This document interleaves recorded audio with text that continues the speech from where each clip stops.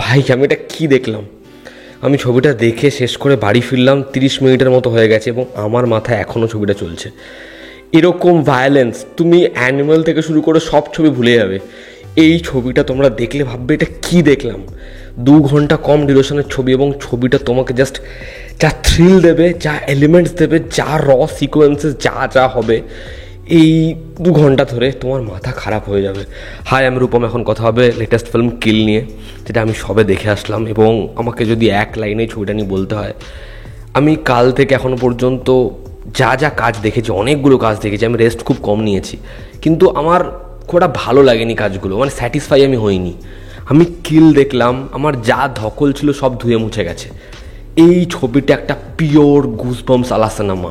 একটু করে যদি ছবির গল্পটা বলি, এখানে লক্ষ্য, সে হচ্ছে একজন কমান্ডো, সে এবং তার এক বন্ধু, যে তার লাভ লাইফ, তার পার্টনার তানায়া মানিকতলা, তাকে নিয়ে কিছু প্ল্যান করছে। সেই ট্রেনে ডাকাতরা হামলা করছে, মানে রাঘব জুয়েল এবং আরও অনেকে, আশিস বিদ্যার্থীর নেতৃত্বে।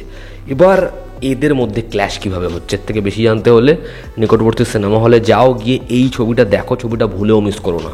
ছবির পজিটিভ দিক, নেগেটিভ দিক, আমার মনে হয় একটা অ্যাকশন ফিল্ম, একটা হাই অন অ্যাকশন ফিল্ম, সেই ছবিটা কখন আমাদের সব থেকে বেশি ভালো লাগে, যখন অডিয়েন্স সিটে বসে এই ফিলটা করে যে মার ওকে, মার পাঞ্চ। যখন অডিয়েন্স ওটা লিটারালি ফিল করে না, এখন এই ছবির পাঞ্চটা, ছবির ওই যে ওঠাটা অডিয়েন্স ফিল করে, সেটা অডিয়েন্সকে হাততালি দিতে, সিটি দিতে বাধ্য করে।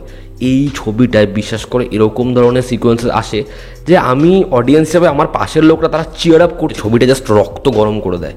ছবিতে এমন কিছু সিকোয়েন্সেস রয়েছে যেগুলো এরকম ট্র্যাজেডি আনে যে আমাদের মনে হয় যে যদি আমি ওখানে থাকতাম হয়তো আমরাও চেষ্টা করতাম ওই লোকগুলো যেরকমভাবে প্যাসেঞ্জারগুলো চেষ্টা করছে।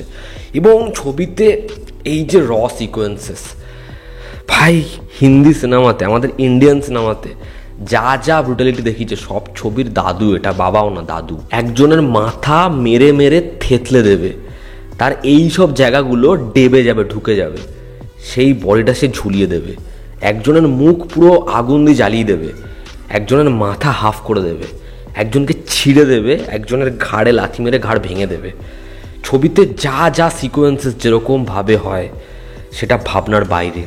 বা এমন কাউকে এরকমভাবে মরতে হচ্ছে, আমরা সেটা এক্সপেক্টই করি না, এবং সেই সিকোয়েন্সগুলো আমাদের খুব ইমোশনাল করে দেয়। হ্যাঁ, এই ছবিটা কিন্তু এরকম হার্ড হিটিং হওয়া সত্ত্বেও কোনো জায়গা থেকে ওই যে ছবির যে কোর ইমোশনটা, ওটাকে বাতিল করে দিয়েছে এমন কিন্তু হয়নি।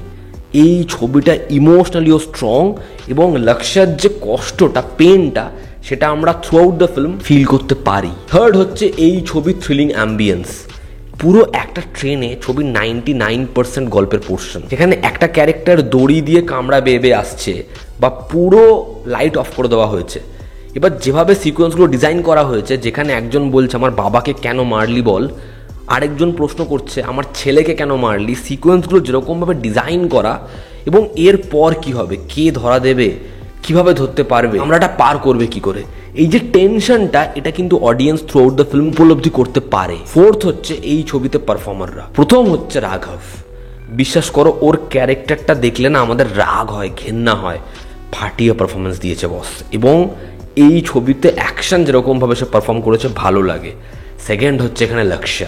ফাইনালি বলিউড এমন একজন কাউকে সুযোগ দিল যে সত্যিটা ডিজার্ভ করে এরকম একজন অ্যাকশন হিরো। আমাদের দরকার নেই ওই টাইগার শ্রফের মতো লাফিয়ে কুদিয়ে বেড়ায়, আমাদের এরকম ধরনের অ্যাকশন হিরোর প্রয়োজন।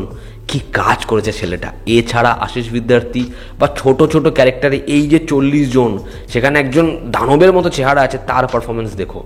একটা ছেলে, সে তার ভাইকে হারাবে, তার পারফরমেন্স দেখো। বা এখানে আরও একজন যে কমান্ডার, বা এখানে মিষ্টি তানায়া মানিকতলা। ছবির মেকিং খুব শার্প, কি সিনেমাটোগ্রাফি করেছে ভাই! ওইটুকু প্যাসেজে যেরকম হ্যান্ড হেল্ড শট, যেরকমভাবে ট্র্যাক করেছে, যেরকমভাবে ক্যামেরার মুভমেন্ট হয়, জাস্ট চুমু। ছবিতে লাইটিং, এরকম রাতের দৃশ্য যেভাবে তৈরি করা হয়েছে, ফ্যাব।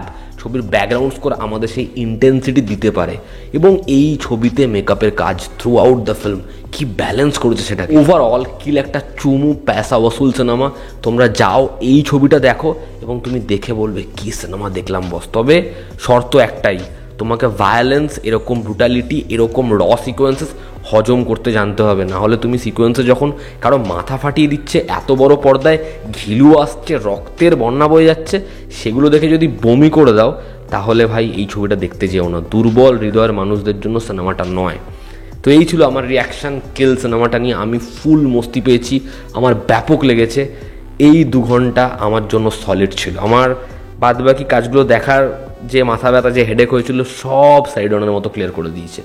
তোমরা যারা দেখেছো তোমাদের কি রিয়াকশান জানিও। জনতা আমাদের পাশে আছে। আবার দেখা হচ্ছে। Love you all, bye, take care.